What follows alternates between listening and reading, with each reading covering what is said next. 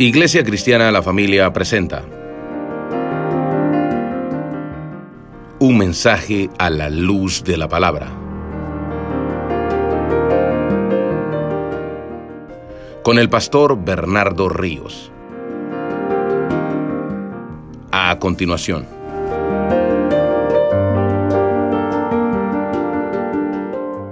En pie, si puede estar en pie, se lo agradecemos un minuto para que oremos, leamos esta porción y pongamos este tiempo en las manos de Dios.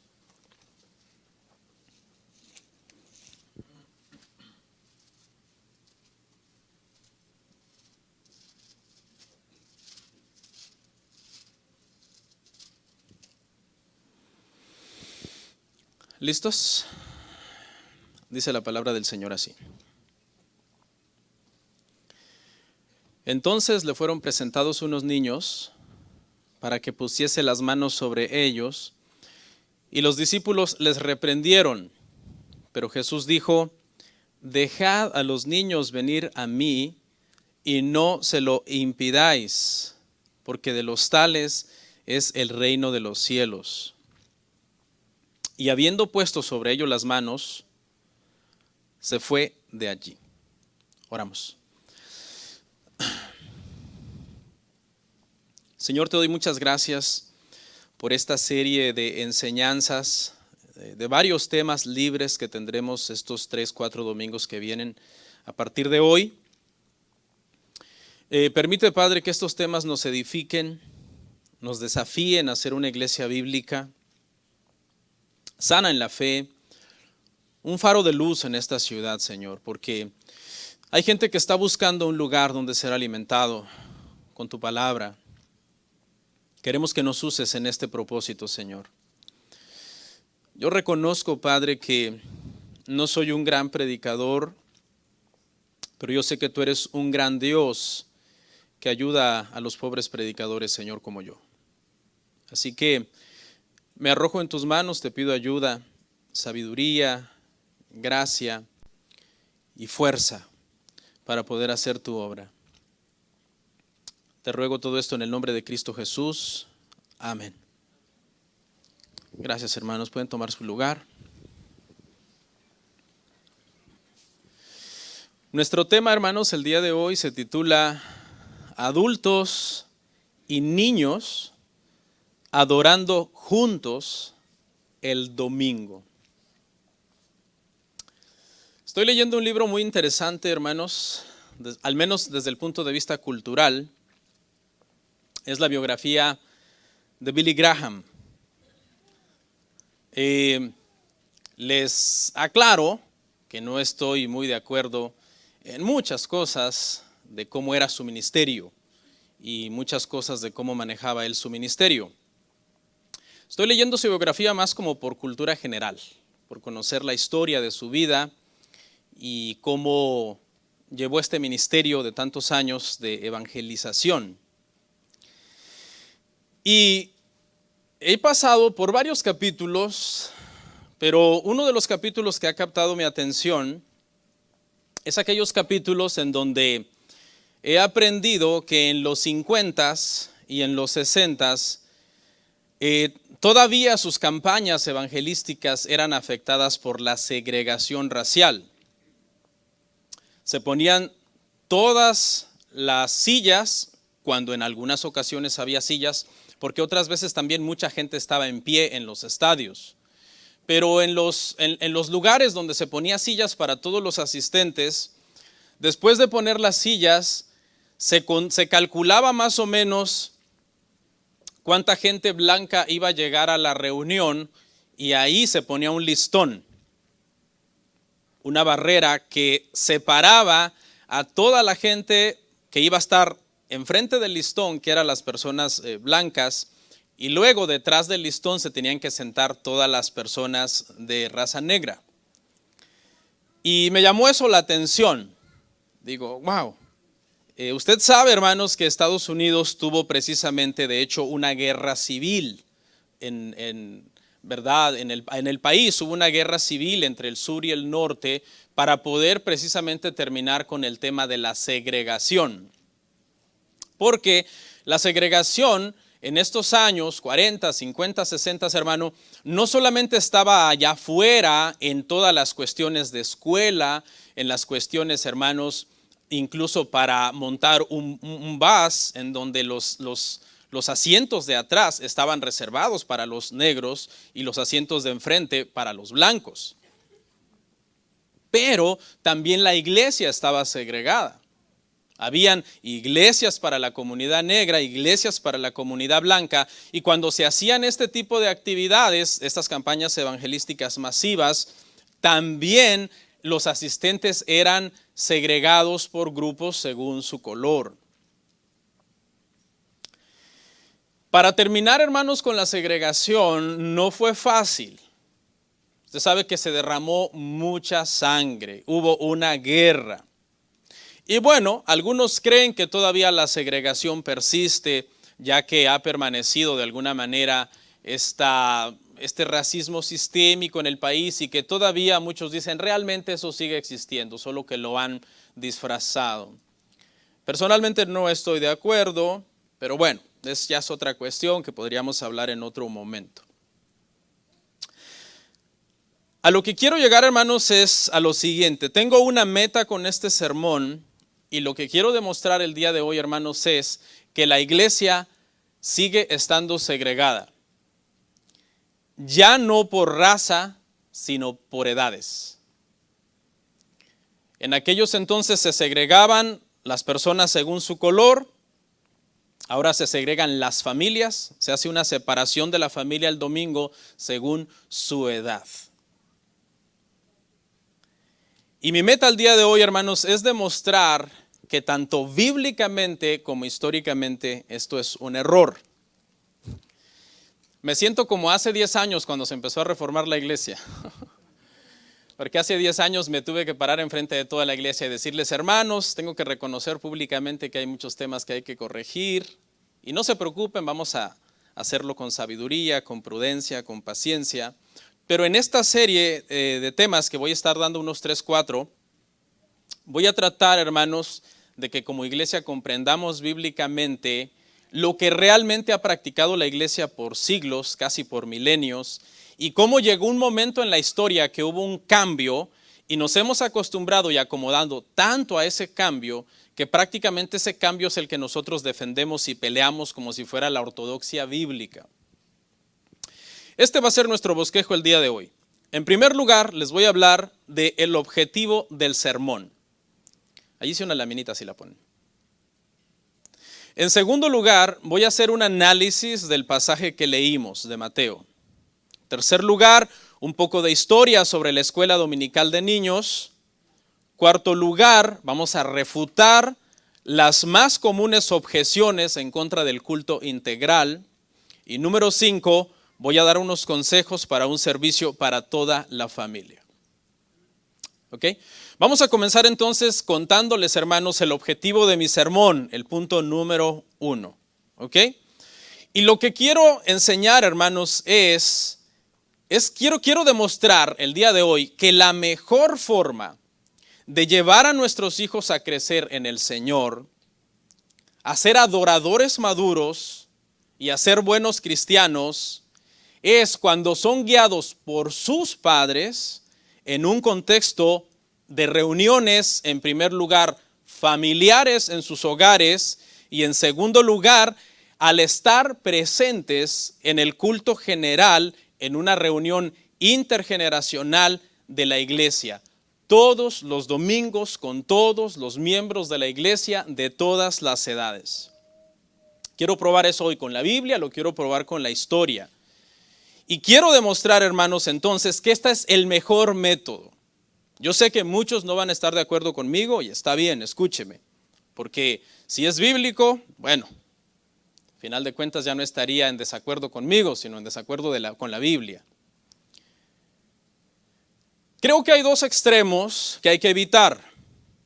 El primer error, hermanos, consiste en que la iglesia deje solo a los padres la formación espiritual de sus hijos. Ese es un error. Que la iglesia diga, yo no tengo ningún compromiso con los hijos de los hermanos, sino que es compromiso de los padres. Creo que eso es un error. El otro error también consiste en que los padres digan, yo no tengo ningún compromiso con mis hijos. Eso es responsabilidad y problema de la iglesia. Yo creo que lo balanceado es que la iglesia ayude a los padres a llevar a los hijos a la madurez por medio de tenerlos en la reunión general el domingo, y luego los padres ayuden a la iglesia a llevar a sus hijos a la madurez por medio de ellos tener reuniones familiares constantemente con sus hijos en casa. No sé si los confundí, pero voy a dejarlo en una sentencia más corta. Los padres entonces preparan durante la semana a sus hijos para que estén entrenados para la adoración corporativa del domingo, y la iglesia en la adoración corporativa del domingo, donde la iglesia no está segregada, sino todos estamos juntos, ayuda a los padres a preparar a los hijos para la reunión familiar. Eso es básicamente el objetivo de este sermón. Vamos a pasar al punto número 2 y vamos a analizar brevemente el pasaje, hermanos. Este pasaje, hermanos, de Mateo, capítulo 19, verso 13 al 15, está en el contexto, hermano, de una reunión general. De una reunión, hermano, en donde se están hablando temas de adultos. Eso es lo que voy a tratar de demostrar el día de hoy. Cuando Jesús dijo, dejen a los niños venir a mí, seguro estas palabras, hermano, a los apóstoles no les gustaron. Porque si usted ve el pasaje, la primera reacción de los apóstoles fue como de no estamos de acuerdo al principio. Cuando los padres están trayendo a los hijos a Jesús, la primera reacción de los apóstoles es no estar de acuerdo. Como diciendo, espérense, no estamos de acuerdo. Posiblemente hay unas razones. Posiblemente, número uno, los apóstoles están pensando, el maestro es el maestro y los niños son los niños. Como diciendo, como ubíquense, ahorita no es tiempo para los niños. Posiblemente eso vino a su mente. El segundo pensamiento que pudo haber venido a su mente es, en este momento estamos hablando de un tema muy serio. ¿Qué tienen que ver los niños con este tema serio? Porque si usted se regresa unos versículos antes, abra su Biblia en Mateo 19, estaba Jesús hablando del divorcio. Entonces posiblemente los apóstoles dijeron, estamos hablando del divorcio. ¿Qué tiene que ver este tema con los niños? Este no es el momento que los niños se acerquen al maestro cuando se está hablando un tema de adultos. Y lo tercero, que es probable que pudo haber venido a la mente de los apóstoles, es la enseñanza está tan buena y está bendiciendo a los adultos, pero los niños van a distraer. Y los adultos van a comenzar a perderse la enseñanza. Los adultos, por la distracción de los pequeños, van a comenzar a no poner atención a lo que el maestro está diciendo. Por eso dice en el versículo 13 que los apóstoles reprendieron a los que querían traer a los niños a Jesús. Pero, oh sorpresa, que Jesús recibe a los niños diciendo, hey, dejen venir a los niños a mí, pero no solamente los recibe, sino que en ese momento, por medio de los niños, da una ejemplificación de la humildad necesaria que requiere todo verdadero discípulo. Y dice, el que no sea como uno de estos niños, no puede entrar en el reino de Dios. Y obviamente sabemos que no se está refiriendo al que no tenga la edad de estos niños, no, sino que se está refiriendo a la ingenuidad para la malicia. Esta mala actitud, hermano, de los apóstoles en contra de que los niños estén en la reunión con el maestro cuando se está hablando temas de adultos, porque distrae a los demás, persiste el día de hoy en las iglesias. Aclaramos que los discípulos no hicieron esto con malicia. Los discípulos no tenían malas intenciones al tratar de alejar a los niños en ese momento. No tenían una agenda oculta de hacer daño a los niños, pero en ese momento les faltaba más entendimiento del tema. Y eso pasa muchas veces. Cuando hay gente que escucha este tema por primera vez, su primera intención es rechazarlo. Y no es que lo estén haciendo por maldad. No, sino que les falta más entendimiento del tema. Mi trabajo el día de hoy, mi propósito es demostrarle a esas personas que ante este tema su primera reacción es como la de los apóstoles, es demostrarles que están equivocados. Y quizás a algunos les va a tomar menos tiempo aceptarlo y a otros más tiempo, pero a final de cuentas vamos a ver lo que dice las Escrituras y lo que dice la historia de la iglesia, que también es importante. Hubo un tiempo, hermanos, en que yo estuve en contra de que los niños estuvieran en el santuario, pero no lo hice por malicia. De hecho, me enojaba. Cuando estaba predicando y un niño me interrumpía, yo me enojaba con el papá y yo decía, qué falta de sabiduría, decía yo, de parte del padre. Claro, ya vamos a llegar ahí a aclarar esos puntos, ¿no? Pero después yo entendí, yo dije, wow, o sea, estoy mal. Los niños deben de estar con sus padres en un contexto de una reunión multigeneracional, escuchando el evangelio y adorando a Dios. Hoy a mí me da mucho gusto ver a muchos niños acá. Muchos padres, de hecho, antes de que yo dé esta enseñanza, por simples comentarios que les he hecho, dijeron, tiene razón, yo ni necesito que des enseñanza. Yo ya voy a empezar a tener a mis hijos en la reunión. Pero otros no. Otros se resisten y pelean para defender esta situación como si la Biblia les estuviese respaldando. Pero no es así, y eso es lo que vamos a ver el día de hoy. Quiero aclarar que cuando una iglesia tiene ministerios de niños y para cuidar niños, la iglesia no lo hace por malas intenciones, como los apóstoles no tenían malas intenciones. Las iglesias lo hacen con el propósito de ayudar, con el propósito quizás de que los niños desde que nacen tengan un lugar adecuado según su edad, tengan una enseñanza adecuada según su edad, porque eso es uno de los objeciones que voy a refutar el día de hoy, y que vayan aprendiendo según su edad. Entonces se les clasifica según edades y se usan varias estrategias, y repito, no es malicia de parte de las iglesias ni de parte de las maestras. Y comienzan a pensar, ¿qué hacemos? Bueno, pongámosle música cristiana. Sí, pero posiblemente no le va a gustar un himno que escribió John Wesley. Bueno, ¿qué tal si le ponemos el Patito Juan o con una voz de ardillita? Porque lo que quieren es captar la atención de los niños. ¿Qué tal si los ponemos a colorear personajes bíblicos? Y mientras ellos están coloreando la túnica de muchos colores de José, están aprendiendo que ese es José y que ese es un personaje de las Escrituras. ¿Qué tal si les ponemos caricaturas de la Biblia? Donde ellos vean las historias que la Biblia menciona, pero desde un punto de vista más ameno, más cómico, con muchos colores, algo interactivo, algo agradable. ¿Qué tal si les hacemos un show de títeres con un trasfondo bíblico, donde ellos puedan participar? Repito, las motivaciones son nobles.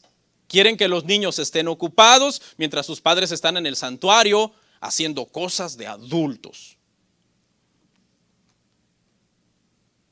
No queremos que piensen que la iglesia es aburrida. Pero hoy les voy a enseñar lo peligroso, hermanos, que es pensar de esa manera. ¿Qué les estamos enseñando? Les estamos enseñando a nuestros hijos que el culto dominical, el día del Señor, consiste en ver caricaturas, en cantar con una voz de ardillita, en armar legos, en jugar.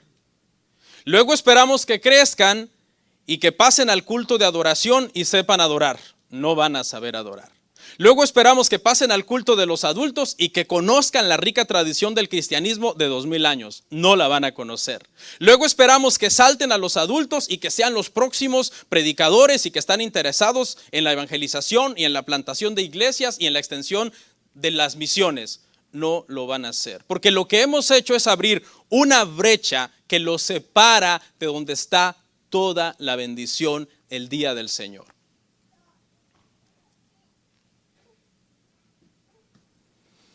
No saben lo que es adoración cristiana. Muchas iglesias hacen este cambio justo cuando los niños se van a middle school. 11, 12 años, los niños han estado 11, 12 años sin ir a la iglesia.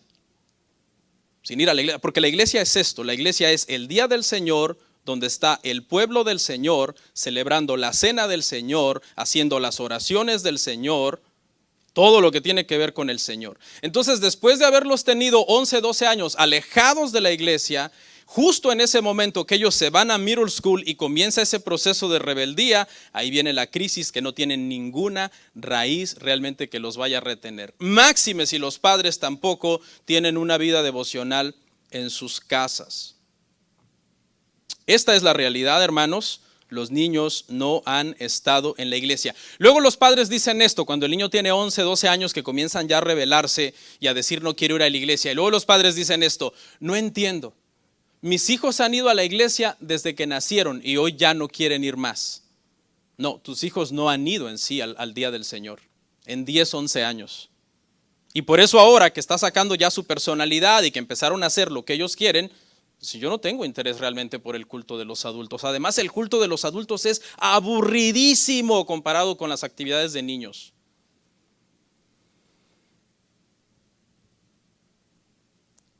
Punto número 3. Un poco de historia sobre la escuela dominical de niños. Vamos a ver este proceso. ¿Cómo fue que pasamos, hermano, de la integración a la segregación? Hoy día estamos segregados. Las iglesias están segregadas por edades. ¿Cómo llegamos a este punto? Porque no era así en un principio.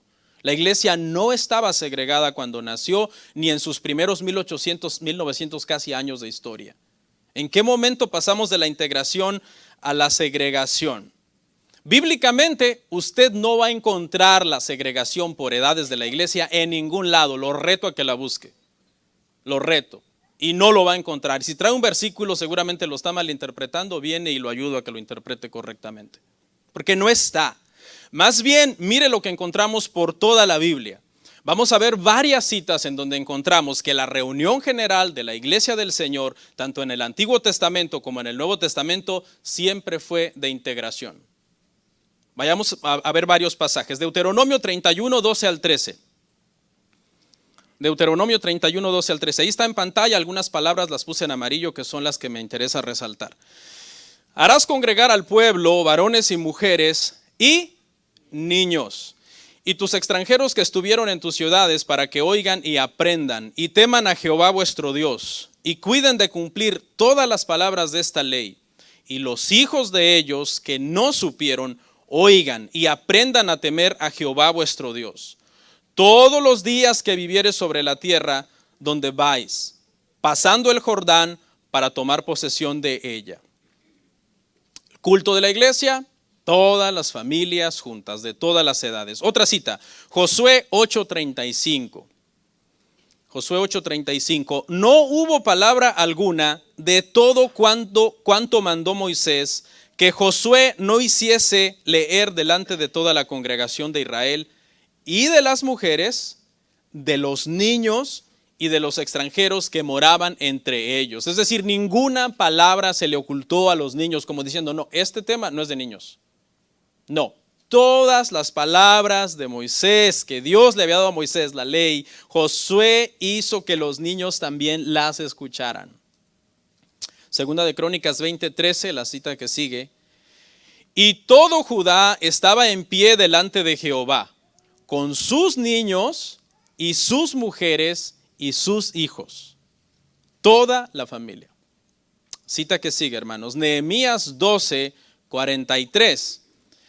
Y sacrificaron aquel día numerosas víctimas y se regocijaron, porque Dios los había recreado con grande contentamiento. Se alegraron también las mujeres y los niños, y el alborozo de Jerusalén fue oído desde lejos. Y en el Nuevo Testamento aparecen pasajes como: padres, criad a vuestros hijos en disciplina y amonestación del Señor. Y está en el contexto de reuniones familiares en casa y culto general de la iglesia. Ese es el contexto del pasaje. Si usted conoce estos pasajes, usted se va a dar cuenta, hermano, que se dieron en diferentes momentos históricos de la iglesia o de la historia de Israel. Por ejemplo, hay pasajes que son antes de conquistar la tierra prometida. Las reuniones eran toda la familia. Después de conquistar la tierra prometida, las reuniones eran para toda la familia. Antes del exilio, las reuniones eran para toda la familia. Después del exilio, ya en Nehemías, las reuniones eran para toda la familia. En diferentes contextos históricos En el pueblo de Israel, las reuniones siempre fueron para toda la familia. No importaba en qué momento histórico estaba la nación. Siempre se entendía, si vamos a darle culto a Yahweh, a Dios, a nuestro Creador, a nuestro Redentor, a nuestro Libertador, ¿por qué tenemos que sacar a los niños del culto? O sea, ellos nunca pensaron en eso, en alejar a los niños del culto de adoración a Yahweh, en alejar a los niños del momento en que se iba a instruir la ley de Dios. No se les ocurrió jamás a ellos.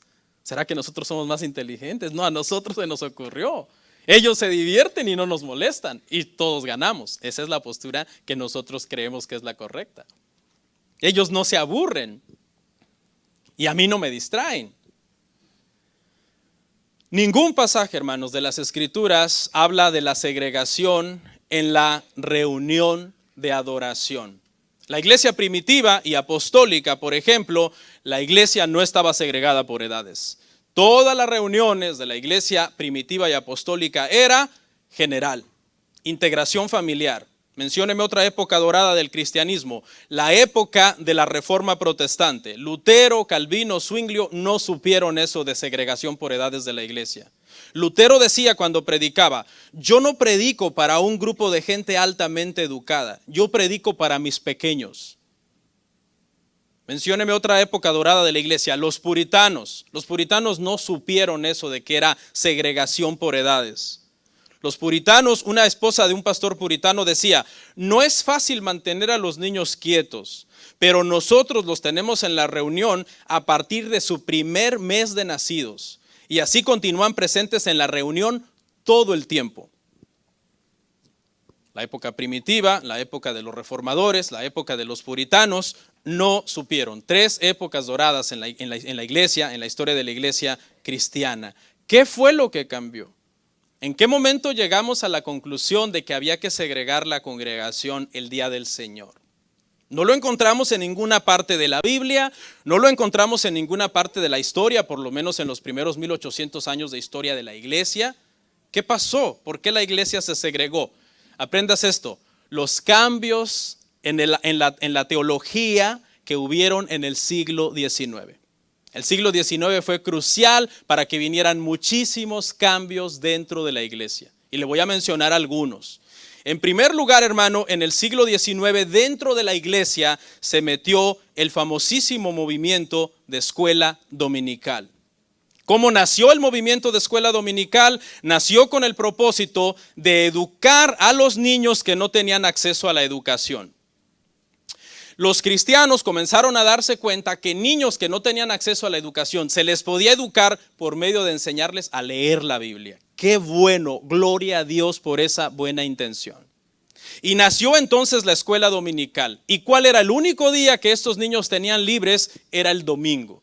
Porque en ese entonces la mayor parte de niños, no había leyes que regulaban las leyes del trabajo que prohíbe que los niños trabajen, y los niños trabajaban. Y el día que tenían libre era el domingo. Y entonces al principio se cuidó esto. Al principio dijeron, sí, vamos a enseñarles a leer la Biblia a todos estos niños que no tienen acceso a la educación, pero no a la hora del culto. Eso lo aclararon al principio los hermanos. Tiene que ser en otro horario. El domingo en la tarde, el domingo en la mañana, independientemente a qué horas es la reunión de la iglesia. Y eso al principio se respetó. Pero después, lamentablemente, se hizo el switch y dijeron, ¿y por qué no lo hacemos para todos los niños de la iglesia? Todos los niños, incluso los que tienen padre, incluso los que van a la escuela, incluso los que saben leer. ¿Y por qué no lo hacemos a la hora del culto y lo sacamos de acá? Y lamentablemente, hermanos, eso fue lo que sucedió. Hubo varios pastores que se opusieron y comenzaron a escribir en contra de esto, porque se dieron cuenta que eso no era bueno, que se estaba segregando la familia, pero muchos padres protestaron contra esos pastores y dijeron, no, así estamos más cómodos, y estos padres se acabaron imponiendo contra los pastores que protestaron. Y así fue como se impuso entonces la escuela dominical para los hijos de todos los cristianos que tienen padre, no importa si saben leer, y a la hora del culto. Y por eso es que el culto dominical entonces se comenzó a segregar a partir del siglo XIX.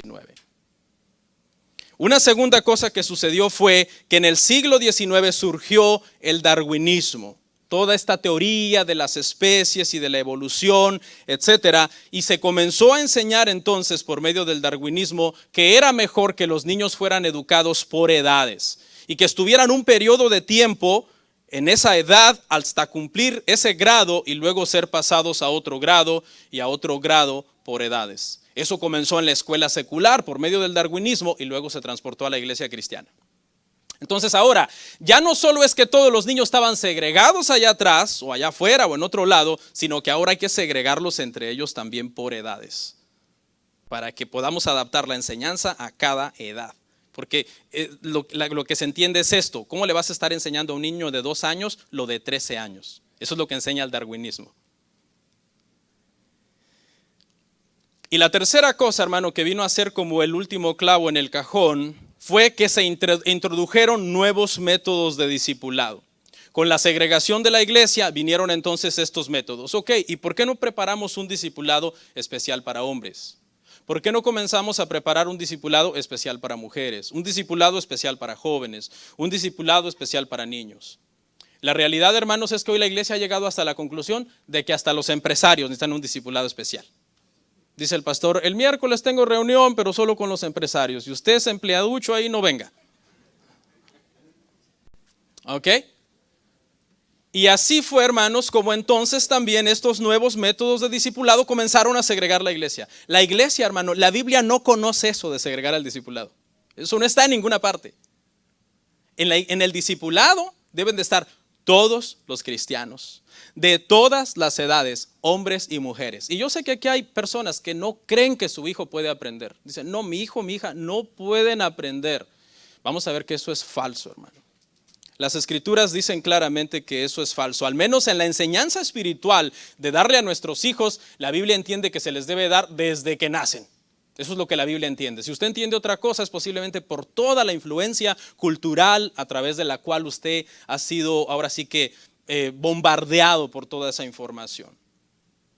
No podemos creer todo lo que dice el gobierno, hermano. ¿Tú crees que el gobierno sabe más de educación de hijos que tú? Claro que no. El gobierno lo que tiene son agendas, hermano, para destruir la niñez, para enseñarles ideologías peligrosas, hacer cosas que van en contra de su cuerpo, a pensar en cosas terribles. Vea todo lo que produce Disney o Hollywood o la música, vea toda la ropa que se vende allá afuera. Todo está diseñado para la destrucción, hermano, de las siguientes generaciones. ¿Tú crees que un gobierno que está abogando porque un niño sea abortado mientras no haya nacido todavía, incluso en el 9º mes, en la última semana, si no ha nacido, se le puede abortar, sabe más de educación de niños que tú? Claro que no. Yo sé cómo educar a mis hijos, porque el Señor me ha dado la sabiduría para criar a mis hijos y para educar a mis hijos. Hoy el gobierno lo que hace en las escuelas es declarar a todos los niños enfermos. Este tiene depresión, este tiene hiperactividad, este tiene autismo, este tiene no sé qué, y bueno, un montón de drogas que les comienzan a meter, hermano, los psicólogos. No crea todo lo que dice el gobierno, hermano. Vámonos al siguiente punto, 4. Objeciones contra el culto integral. Hay muchísimas, voy a tratar de responder algunas objeciones contra el culto integral. Hay objeciones muy comunes en contra de que los niños estén en el culto general. Yo les quiero avisar a todos, yo no tengo ningún problema que usted tenga aquí a todos sus hijos. Yo no tengo ningún problema. Yo predico y si sus hijos están aquí, ahorita vamos a hablar de cómo controlarlos un poquito, etcétera, yo no tengo ningún problema. Primera objeción: los niños no conocen a Dios, por tanto no lo pueden adorar. Esa es una objeción. Los niños no conocen a Dios, no son cristianos, por tanto no pueden adorar a Dios. Si seguimos esta premisa al pie de la letra, entonces todos los que nos están visitando el día de hoy que no son cristianos, deberíamos de ¿qué? Sacarlos de la reunión. ¿No? Es un argumento, hermanos, débil, es un argumento completamente sin fundamento. La reunión de adoración no está diseñada para los incrédulos en el sentido de que les guste a ellos, pero ellos son bienvenidos. Ellos deben de estar porque la reunión de adoración es un método de evangelizarles, de presentarles el evangelio. Cuando estamos cantando la palabra de Dios, cuando estamos cantando el evangelio de Dios. Claro. Van a venir y van a quedarse así como mirando, ¿qué es esto? Adorar a Dios. ¿Quién es Dios? ¿Qué es eso? ¿Qué es el libro, la Biblia, la palabra de Dios? Pero son bienvenidos a estar, y bajo ese concepto, todos los bebés, escuche, desde que nacen son venidos a estar en el santuario, en el culto de adoración con todos los adultos. Joel 2:16, consulte las citas con nosotros, por favor. Si no, ahí están en pantalla. Joel 2:16, reunid al pueblo, santificad la reunión, juntad a los ancianos, congregad a los niños y a los que maman. Salga de su cámara el novio y de su tálamo la novia. Y ahí, hermano, se refiere a bebés recién nacidos. Bebés recién nacidos, como decía la esposa del pastor puritano que le leí su testimonio de ella. Decía, no es fácil, o sea, son bebés. Los que todavía están en ese, que nacen, les da cólicos cuando comen, hay que cambiarles el pañal, etcétera, decía la mujer. Pero nosotros los tenemos desde el primer mes de nacidos y así permanecen en la reunión siempre. Entonces, hermanos, este argumento de que los niños no conocen a Dios, por tanto no le pueden adorar, es un argumento falso. Vamos a ver uno más, el segundo. Los niños no entienden y necesitan clases adecuadas para su edad.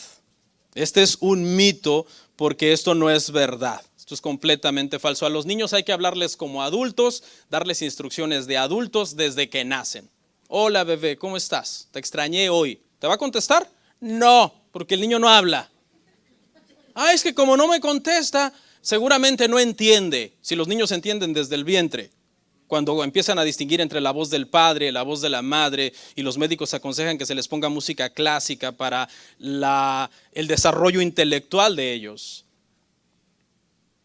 Por ejemplo, hablar es una cuestión de adultos y los niños aprenden a hablar. ¿A qué edad aprenden a hablar? Yo a mis hijos ya están grandes, pero más o menos me acuerdo. Por ahí a los 8, 9, 10 meses ya empiezan. Agua, papá, mamá. ¿Sí o no?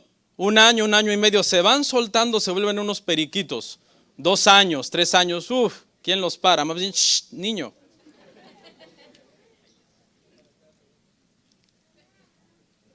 La música es una cosa de adultos.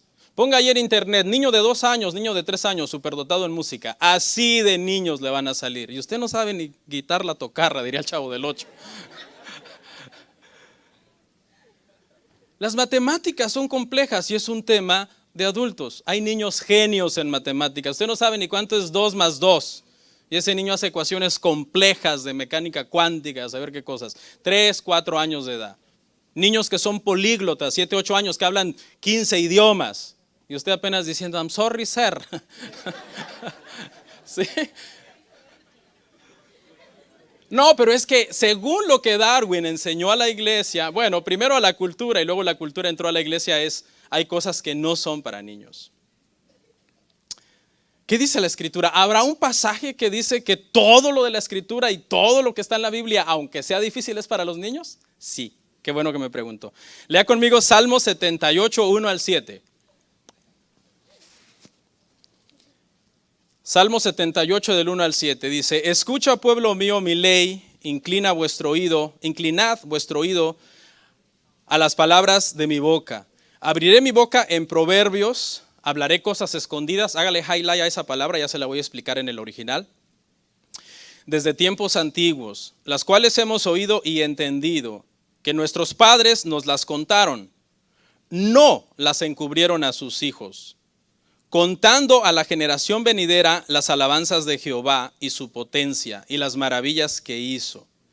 Él estableció testimonio en Jacob y puso ley en Israel, la cual mandó a nuestros padres que la notificasen a sus hijos, para que lo sepa la generación venidera y los hijos que nacerán.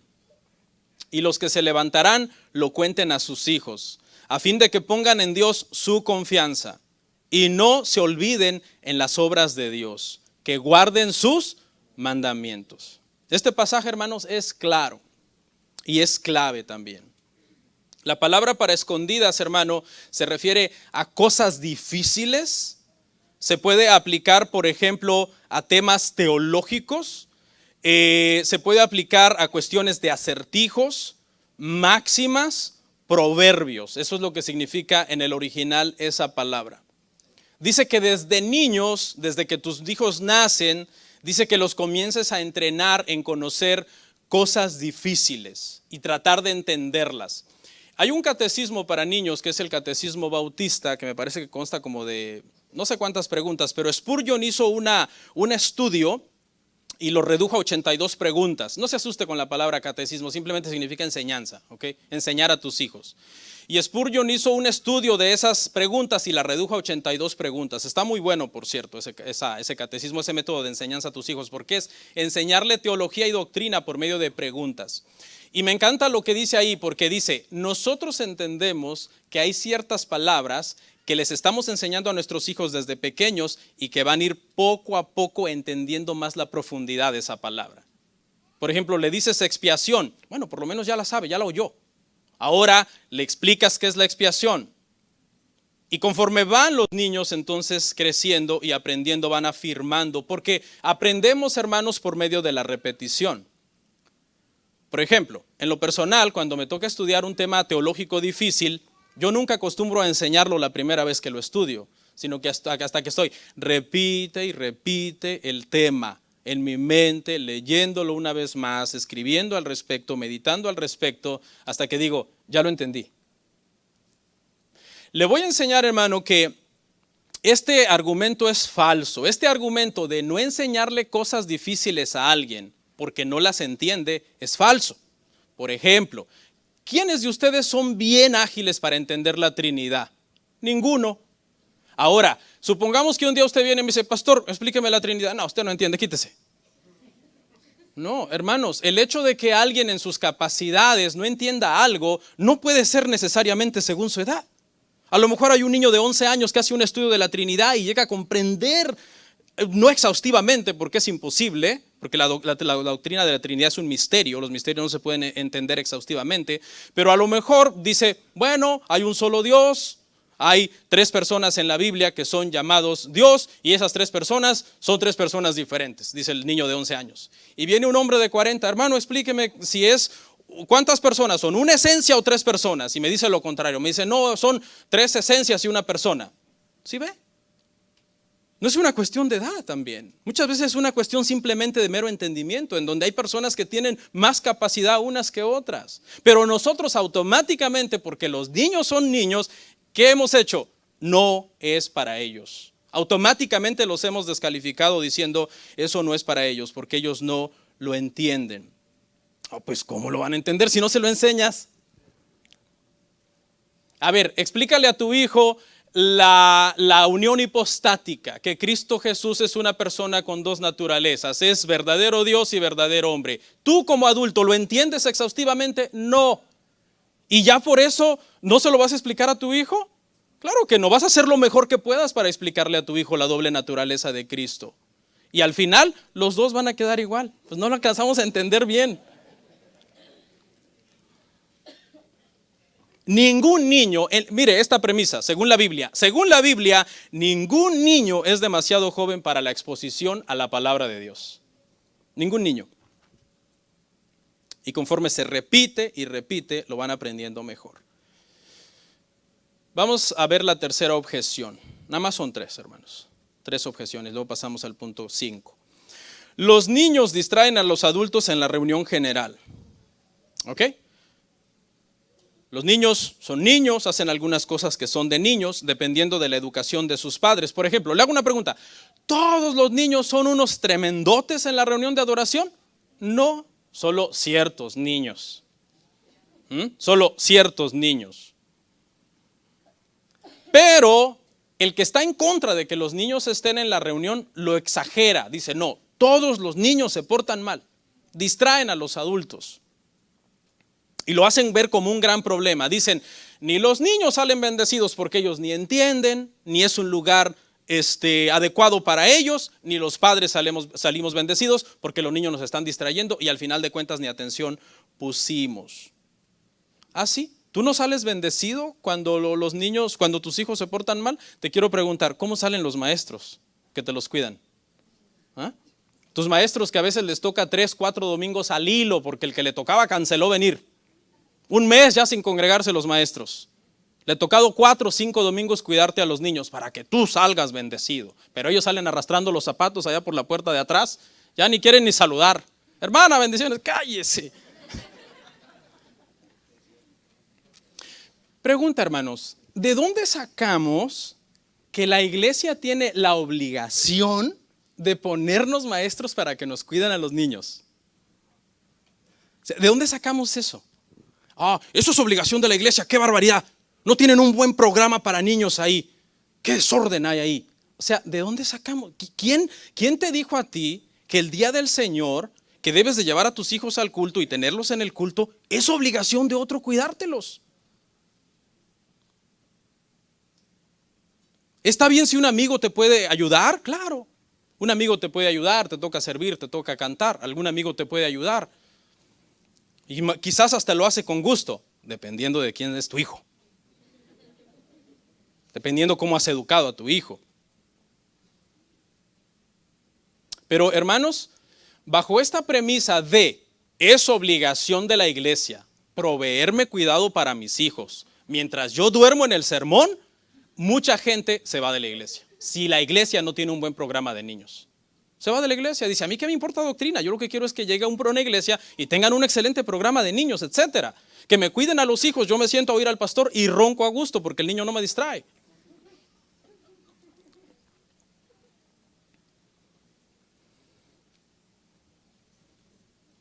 Punto 5. Y este punto creo, hermano, que es para irnos trayendo una palabra de consuelo, ¿no? Consejos para el servicio con toda la familia. Consejos. ¿Es fácil tener a niños en el culto dominical? No necesariamente. Decía la esposa de este pastor puritano, no es fácil tener a los niños en toda la reunión. Es un trabajo, cuesta, pero es un trabajo en todos lados. ¿O no es trabajo también cuando vas a un cumpleaños, controlar a tus angelitos? ¿O no es trabajo también cuando vas a una junta de la reunión de la escuela, controlarlos? ¿O no es trabajo también controlarlos cuando vas al mall y hay esos niños que ellos mandan en casa y dicen yo quiero eso y punto, se tiran en el piso? Bienvenido a la crianza de hijos. La crianza de hijos cuesta, tanto en el culto dominical como en cualquier lado donde estés con tus hijos, es tu deber controlarlos.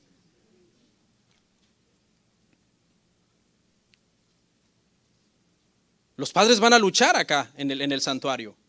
¿Qué debemos hacer el resto de la iglesia? Apoyarlos, tenerles paciencia, no lanzarle unas miradas matadoras que hermano, usted y su hijo. No, debemos de proveer un ambiente, hermano, en el santuario, acá en la reunión general, kids friendly, donde todos los miembros sepan que son bienvenidos a traer a sus hijos de todas las edades, que no vamos a estarles haciendo caras o enojados con ellos. Dependiendo cómo eduques a tus hijos, obviamente. Porque escuche una cosa, hermano. ¿Está mal que el niño esté aquí? No. ¿Está mal que el padre le deje hacer todo lo que el niño quiere mientras está aquí? Sí. Por supuesto.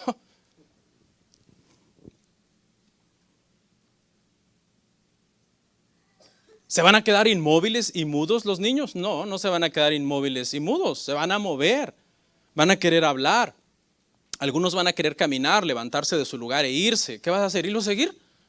¿Dónde va el niño? Porque vivimos en la generación en donde los niños nacen y ellos mandan.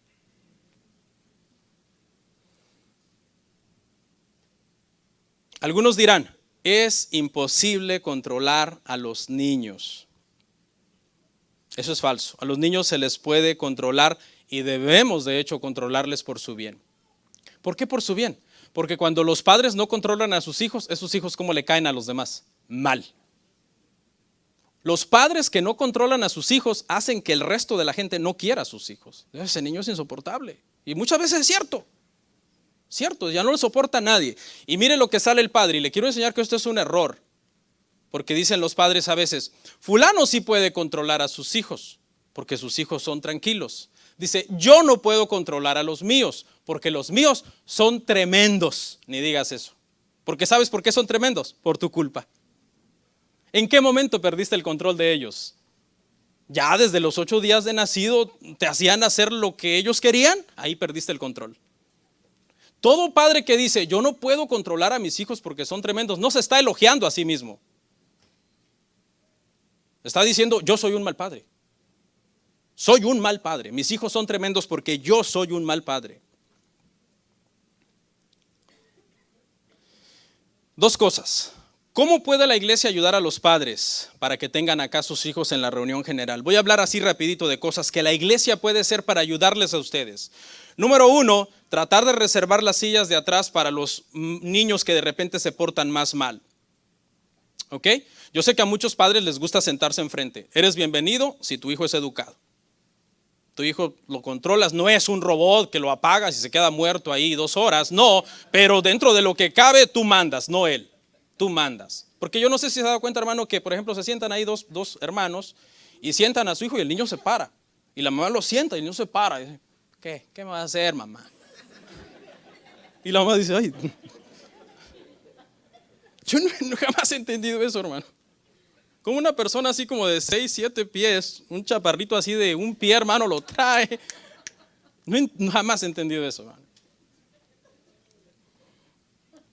Entonces, si su hijo, hermano, es un poco inquieto y va a tocar entrenarlo de cero por mucho tiempo para que acostumbre a estar en la reunión general, siéntese atrás y es bueno que tenga acceso a salir y controlarlo. Esto es el punto número 2.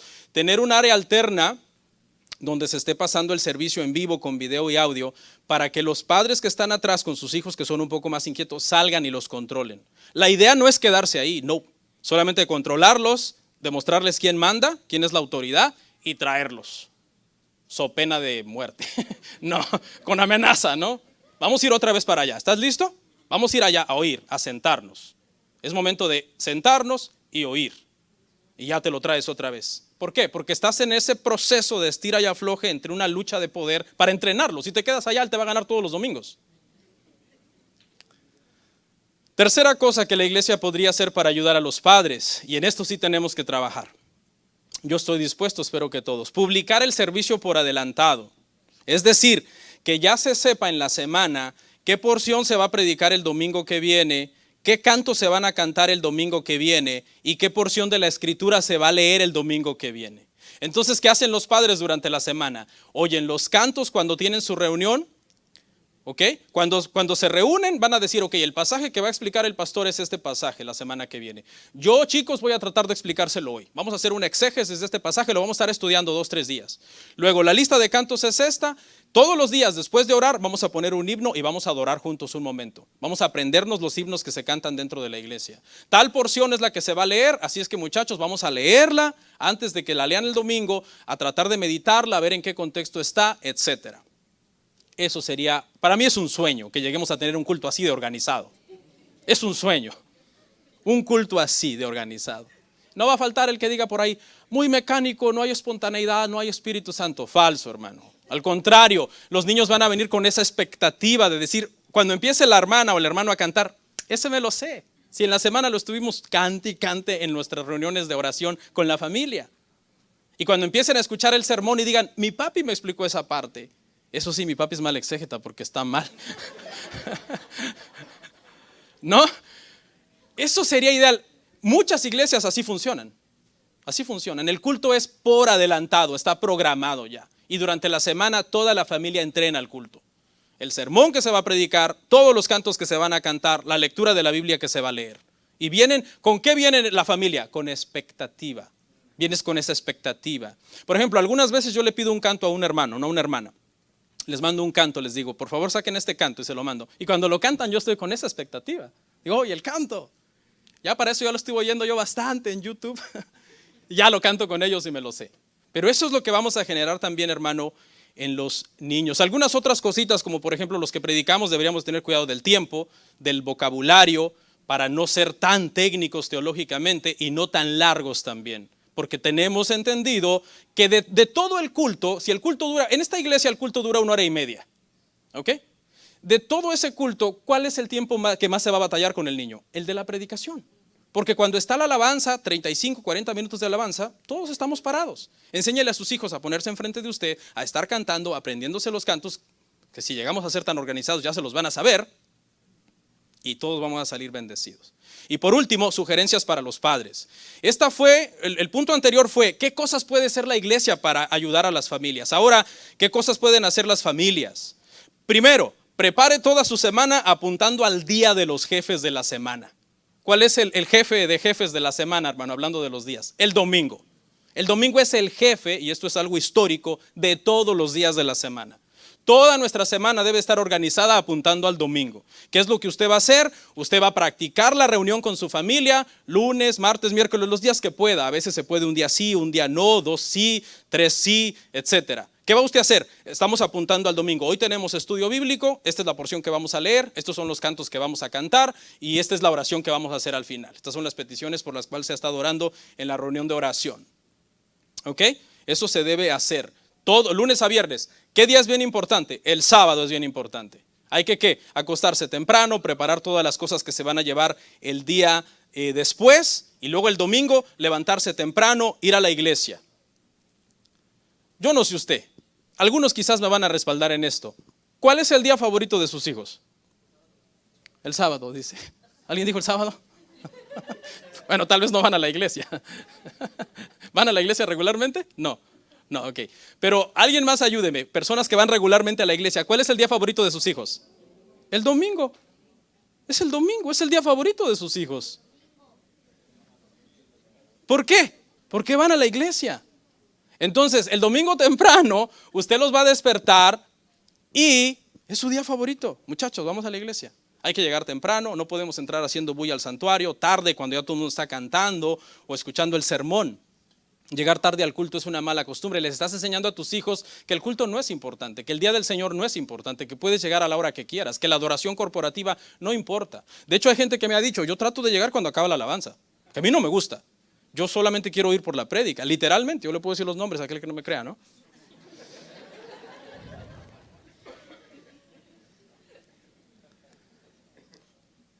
Elija bien lo que le va a traer a sus niños. Por ejemplo, no le traiga al santuario juguetes, no le traiga al santuario su iPad, su teléfono, que no debería tener iPad y teléfono el bebé de 2 años, pero tiene. No le dé sonajas o llaves para que él esté haciendo ruido. Elija entonces con cuidado lo que les va a traer. Llévelos o mándelos al baño antes de la reunión. No permita que su hijo o su hija que está con usted sale y entra, sale y entra. Eso es mentira de que va al baño o que le da sed cada 5 minutos. Es falso. Es un sistema de decir, se me hace más llevadera la reunión si salgo cada 5 minutos, porque si me quedo los 50 minutos no la soporto. No, acostumbre a sus hijos. A los hijos hay que quitarles, hermano, los malos hábitos. Tienen malos hábitos y no es bueno que usted se los perpetúe, sino que, hey, ¿qué te pasa? Siéntate en paz. Está bien si una vez vas a ir al baño algún domingo, pero todos los domingos entra, sale. Eso no está bien. Ayúdelos a concentrarse en la reunión.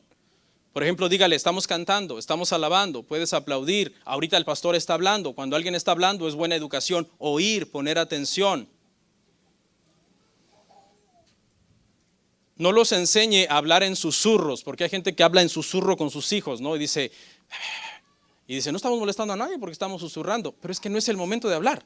Le estás enseñando a tu hijo que a la hora del sermón él puede estar hablando en susurros y no oyendo, sino hablando.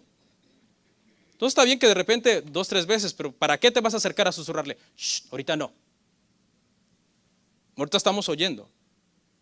Ay, pastor, esto parece como Hitler contra los pobres niños.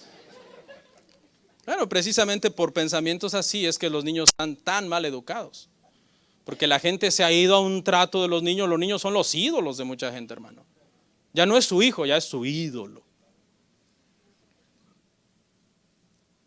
Quitemos entonces eso, hermanos.